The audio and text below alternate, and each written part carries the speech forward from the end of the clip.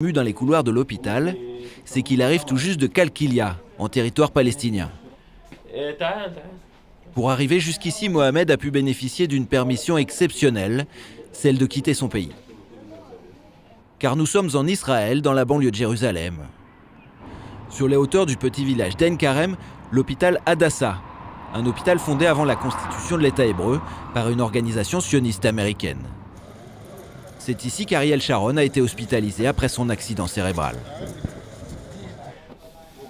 Autant dire que pour Mohamed, le petit Palestinien, le symbole est fort. D'autant plus fort que sa vie ne tient qu'à un fil. Mohamed est ce que l'on appelle un enfant bleu. Il est né avec un seul ventricule. Son sang est insuffisamment oxygéné, au moindre effort, il peut mourir. Without doing nothing, the patient can die because if he haven't oxygen in his blood, how he can alive? So it's obligatory to do the operation. Mohamed va donc devoir subir sa 3e opération à cœur ouvert, a priori la dernière. Ultime prise de sang avant le départ au bloc dans moins de 24 heures.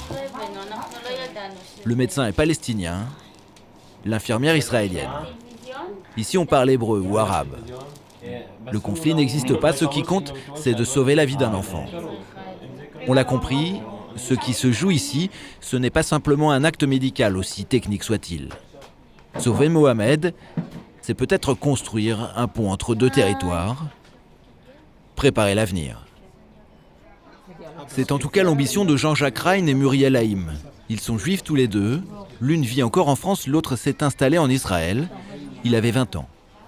Ensemble, ils ont créé l'association au nom évocateur, Un cœur pour la paix. L'association a pour mission de rendre possible ce type d'opération, mais surtout de créer des liens durables au-delà des questions identitaires. Je ne sais pas si on nous aime plus en territoire palestinien, mais en tout cas, il y a une démonisation de l'israélien. On apprend à nous connaître, on se rend compte qu'on a des rapports humains, un homme avec un autre homme, surtout un homme médecin qui essaye de s'occuper d'un enfant qui est malade ou d'un enfant, dans notre cas ce sont les enfants. Et ça, je pense que c'est un message qui est compris par tout homme, tel qu'il soit musulman, chrétien, bouddhiste ou n'importe quelle religion en fait. Le lendemain matin, retour avec Mohamed. Pour lui, c'est le jour J. En Palestine, près d'un mariage sur 2 est un mariage consanguin. C'est la raison pour laquelle le taux de malformation cardiaque est si élevé. La Palestine manque de moyens, de médecins formés et puis aussi de plateaux techniques comme celui-ci pour prendre en charge ce type de patient. In his case, he's going to live with 1 pump, which means that he'll be limited with his amount of activities that he'll be able to do. He'll be able to run, play with any other kids, but not the same. He's going to always be the one that will tire the first and need rest more than the others. Derrière le bloc, on retrouve Muriel Haïm. Elle a fondé l'association il y a 9 ans. Plus de 500 enfants ont déjà été opérés, environ 1 par semaine, de Gaza, Ramallah ou Naplouse. Des noms qui d'ordinaire sont associés à la violence du conflit, mais qui ici évoquent la paix possible. Depuis 9 ans, Muriel se bat pour faire exister ce rêve. Je crois que c'est comme ça que les gens arriveront à apprendre à plus avoir peur les uns des autres. Se rendant compte que,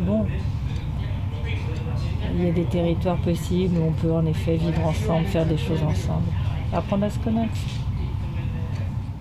Mais tout cela a un coût, environ 14 000 € par opération. Si la moitié est prise en charge par l'hôpital, les 7 000 € restants sont financés par l'association. Muriel le reconnaît, le plus difficile n'est pas de faire sortir les enfants de Gaza, de trouver des médecins compétents.